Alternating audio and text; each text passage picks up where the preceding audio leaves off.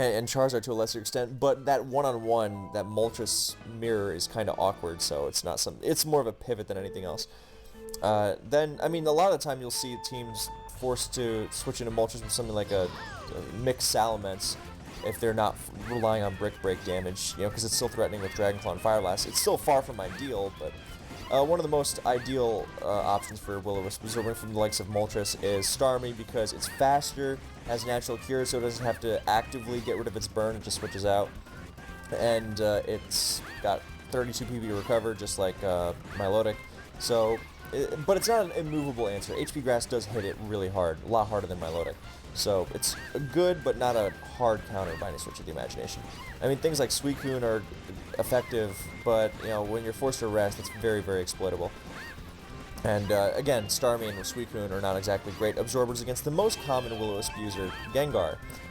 So then you have stuff like Refresh Swampert trying to help the cause a little bit. It can definitely help out, but it's not. It shouldn't be your only answer.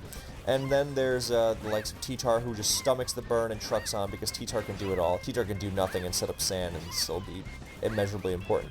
And then like a Calm Res Zapdos can help, but again, you can't be purely relying on walling and rests. Just because they're dealing passive damage does not mean that these Will-O-Wisp Pokemon cannot really ruin your life.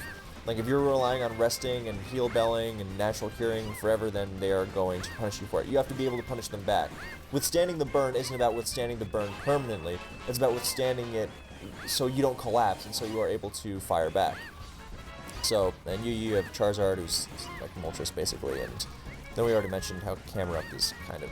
I mean, I want it to be good, but it's not. So, we move on to Gen 4. So, a big one here, Heatran.